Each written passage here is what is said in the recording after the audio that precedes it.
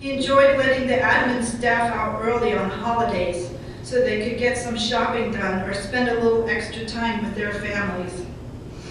And boy, did the employees scream with excitement when he got on the stage at Christmas parties, throwing off HR because they knew they had to do the dirty work and making up for all these things that came out of his head. You could feel that energy level just rise when he decided to give away trips to Hawaii, New York City, Hong Kong, Europe, Australia, you name it. And sometimes he included the airfare and car rental and pocket money. He thrived in organizing people during difficult times, especially during the '89 earthquake.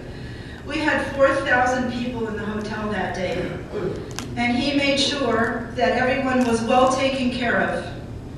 He calmed the nerves of the guests and the employees alike during 9/11. He was a true leader, but he had a fantastic team to lead.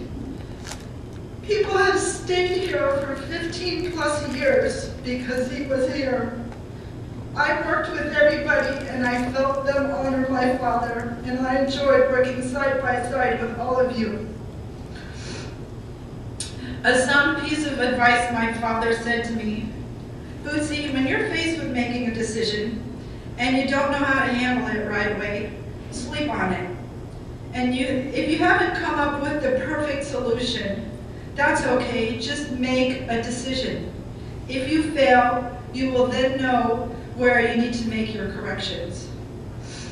When my father retired, he and my mom would come up to Santa Rosa and visit us quite often. We would barbecue and still enjoy the warm weather after 4 o'clock, sit outside in the backyard. And one day on their way home, back to freezing Belmont, I got a call from my dad asking me how much money I have in my checking account. And I looked at Tom, I thought, uh-oh. Do I have to bail him out of jail or something? I said, enough, why? I need to come down and write a check for a deposit, a house your mom and I just picked out. I'm like, okay. I was floored, of course. I'm like, oh geez, they're a mile up the street, that's kind of close.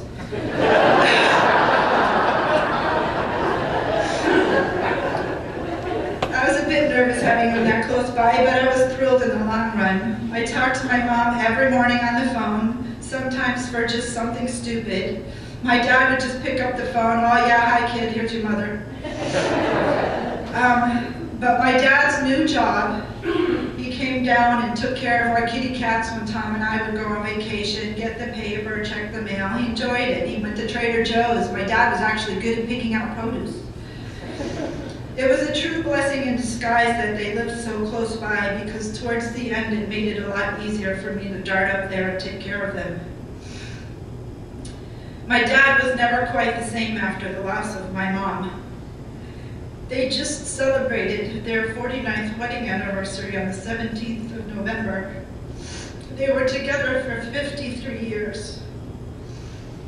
My father's 75th birthday was last Monday, the 3rd, and my mom's was this past Tuesday, the 11th. He couldn't bear to take her urn home, so I kept her in the living room on her mother's hutch, facing the infamous orange striped couch that I have in my house since 1964. He'd lay on that couch for a couple hours and talk to my mom. And he'd say, when I would drop him off sometimes or leave his house, say hi to mom. I said, you can take her home if you want. He's like, no, no, she likes it here with you. I knew he tried to be strong, but I could see that the candle was burning out. He tried not to be a burden, even though I always tried to convince him otherwise. In the end, his body failed, but it took his heart 2 days. He was strong, he hung in there. After 3 days, and in the hospital. He died at 11:40 in the morning on November 23rd, on a Friday. Like my mom, on a Friday. They were both born on Wednesday. He took his last breath. I know he and my mom are in a better place. They live on in all of us. I feel them here right now. And I love them deeply. And I miss them. Thank you.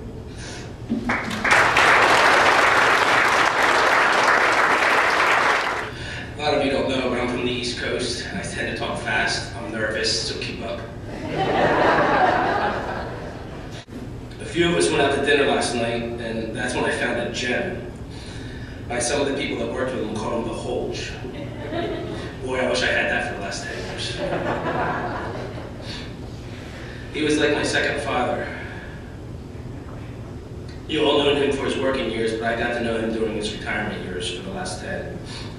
Was he as stubborn with you guys as he was with me? Hard-headed, opinionated, and quite the man of friggin' dry humor.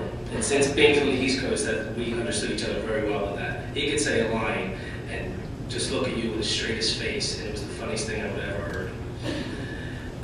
My biggest issue with him, though, was that he was a Dodger fan. He would root for the Giants, except for, of course, when they were playing the stupid Dodgers. He always wanted to make a bet with me for $1. Not just with the Giants games, but any sporting event. So I would let him pick teams, he would let me pick teams. I never won, ever. And he just thought it was the funniest thing. I mean, maybe out of 100 times, I might have won twice. And he just loved it. He would call me during any sporting event, hey, you want to put $1 soccer, or whatever it was. Even when we played golf, he would do it. That I don't win, though. As you know, I would joke with him, and he thought this was one of the funniest things. As you know, most women change their last name when they get married. But in this relationship, I joked with him and Holger that I changed my last name to Gantz. Especially when we crossed the Golden Gate Bridge. There was no more Arnold. I was definitely Gantz in the city.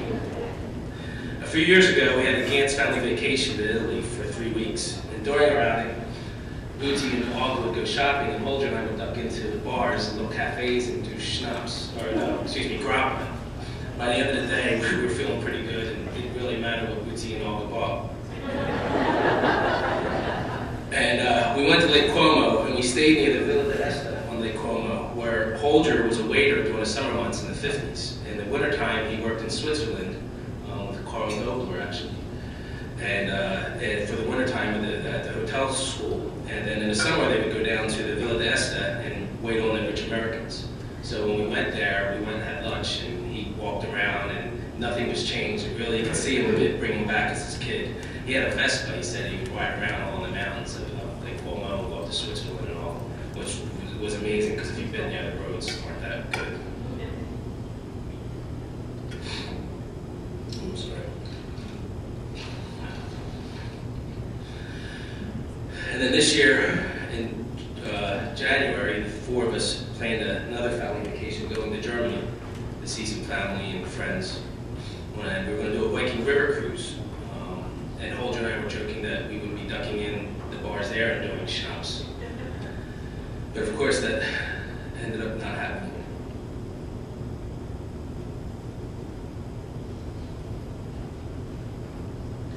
When we were on that vacation, I would like to thank Maria, who stayed at our house, took care of the cats, and took care of Holger while we were going in October for 2 weeks. She cooked him some good German food. They've known each other for 60 years, and it was really good and helped us, Bootsy and I, really enjoy our trip there. We knew he was being looked after. Thank you, Maria. He was an amazing father-in-law, and I was proud to be his son-in-law. I always remember the stories of him growing up during World War II with little money, and then going to Switzerland for his hotel school, and just the stories that he had during the war and what was going on, and everything were just fantastic. He came to this country with $100 and was being sponsored by an American family in Chicago. And he was the American dream of what you could do for an immigrant coming here with just that and not really knowing what you're going to do. And you see what happened. I will miss him and all my